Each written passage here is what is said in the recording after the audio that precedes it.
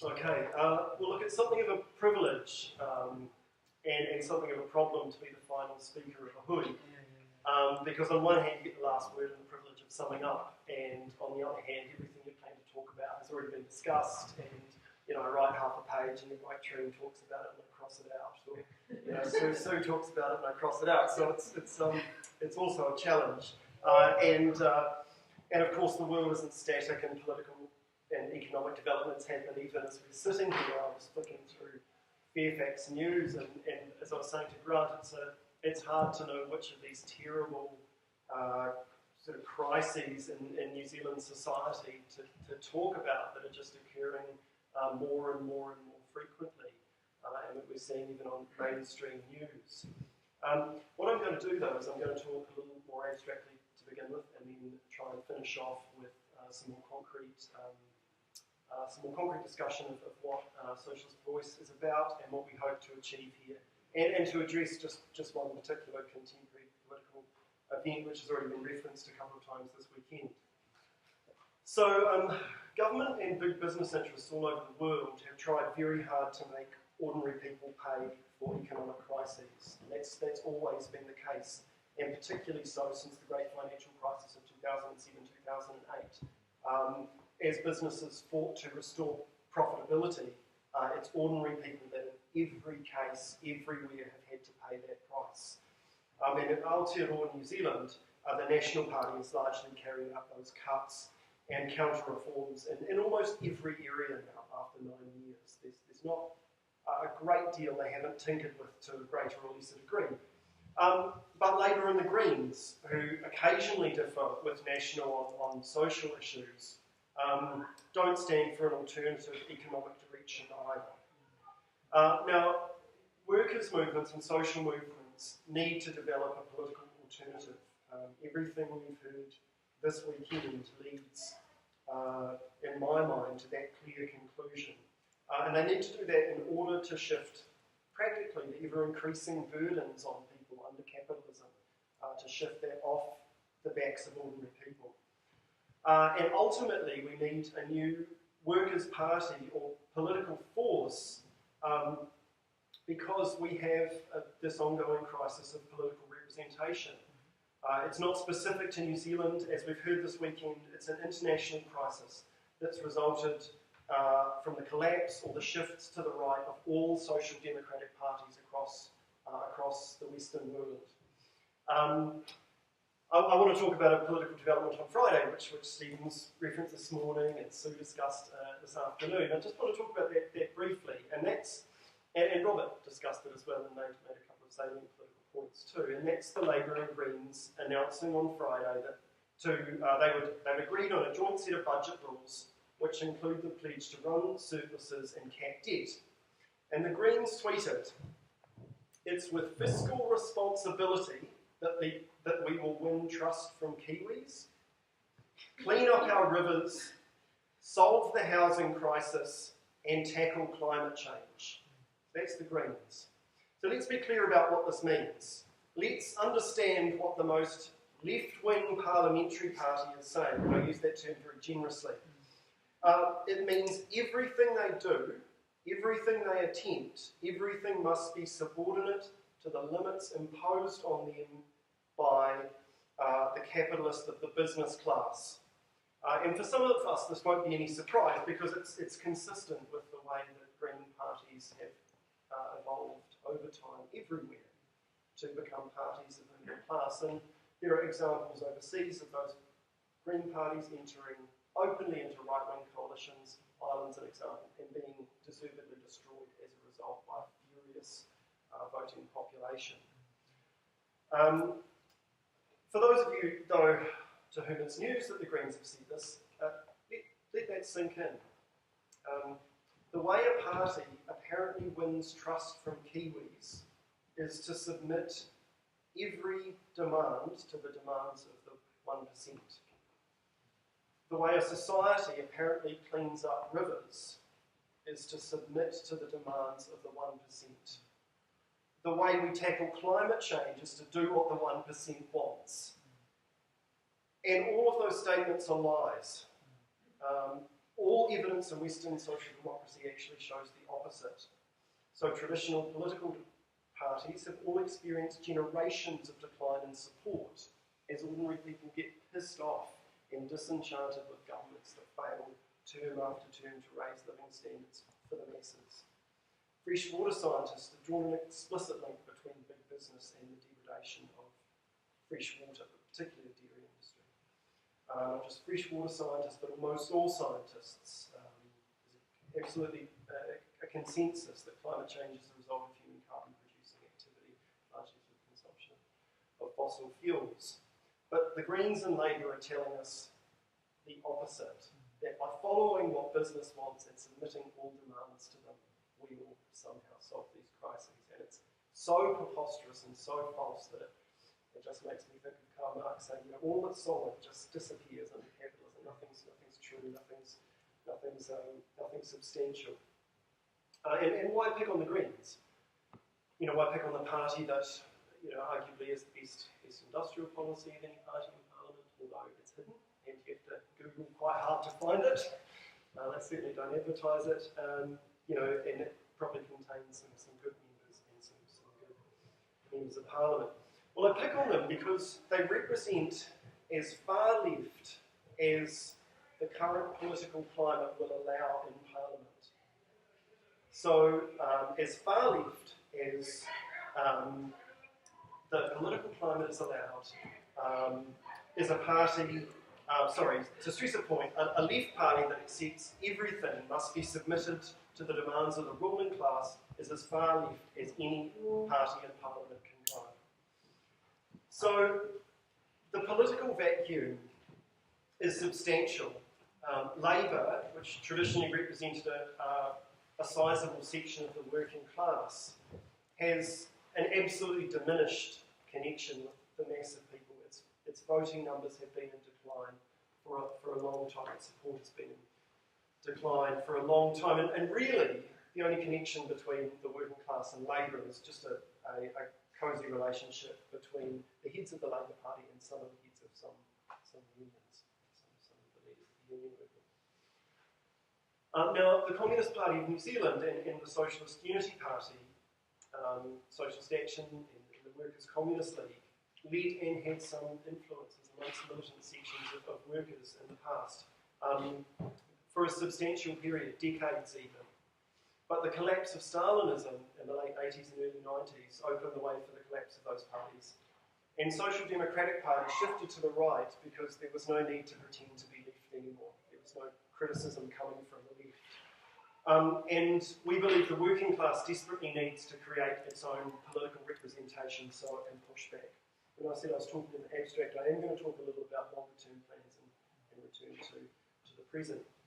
So we think a powerful party could be built in Aotearoa if the organisations that stand for the rights of workers and the poor could be developed into a political force. That could include trade union support, it could include groups like AAAP or activists involved in beneficiary groups. It could include socialist organisations of any stripes, environmental groups, migrant organisations, community groups, resident groups, our comrades in No Pride in prisons. And on the basis of a program that challenged cuts and privatisation and job losses, such a force could be able to make serious advances and confront the attacks on living conditions and the environment, which are only going to continue. I think that's important to remember. We have an election coming up this year, and there's no reason to believe that the next 9 years is going to be any more benign for working people than the last 9 years. It's not going to happen. There should be no sighs of relief after the next election. Now, if ordinary people were to establish a political party, union support would add a huge amount of social weight and could play a key role in this kind of formation. And with the combined membership, unions, as they like to tell us, are the largest membership organisations in society. They're the organisations, we believe, which are the best placed to directly challenge the offensive on living standards that's being waged by the government on behalf of employers and employers themselves. And some unions are active in that struggle and others are not. Unions which are not affiliated to the Labour Party clearly are our allies, and that's been reflected in our support we've seen from Unite and First, and we absolutely want to acknowledge that. And their members and their leaders could conceivably provide a strong starting point for such a party in the future. But the problem is that most, or many other unions are to varying degrees wedded to the Labour Party.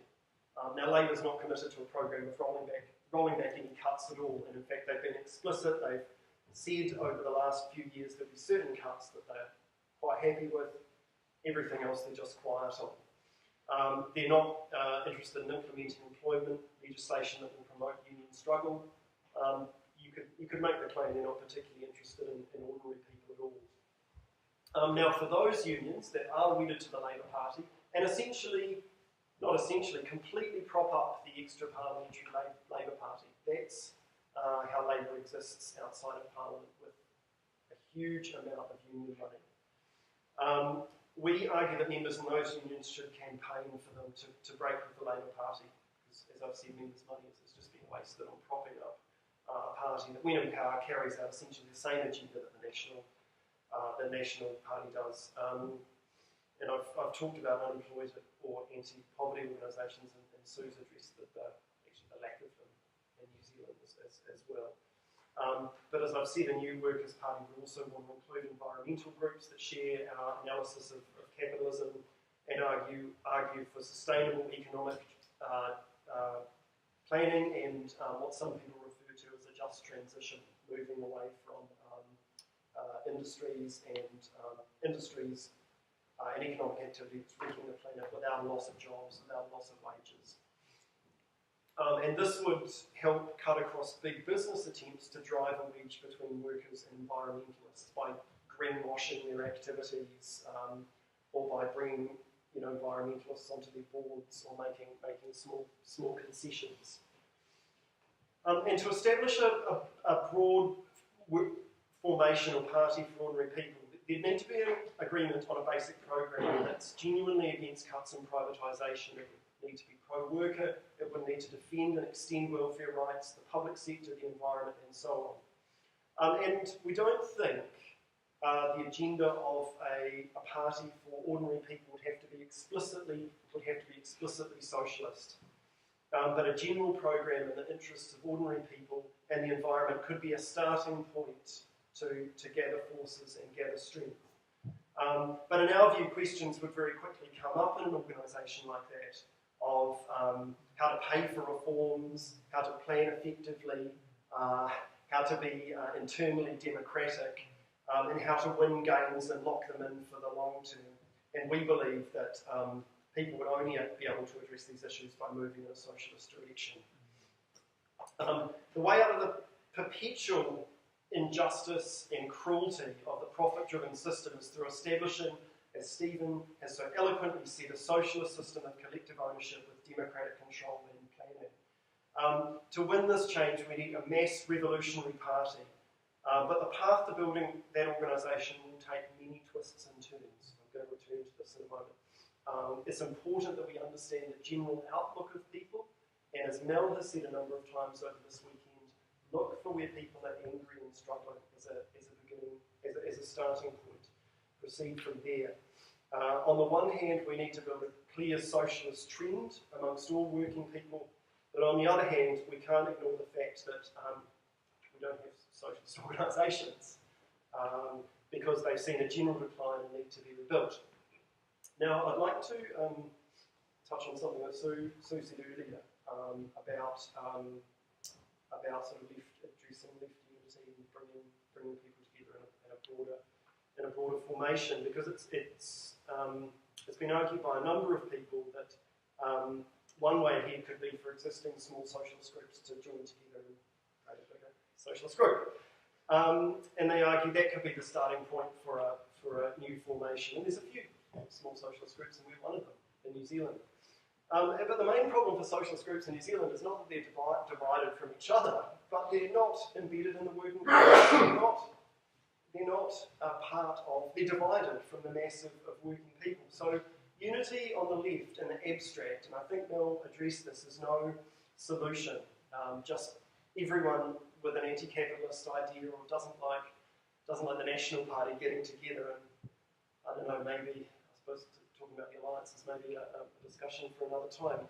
We actually need to find ways first to connect with people, which are people with people and sections of the working class which are outside of any organisation. That has to take priority over connecting with other small groups of socialists.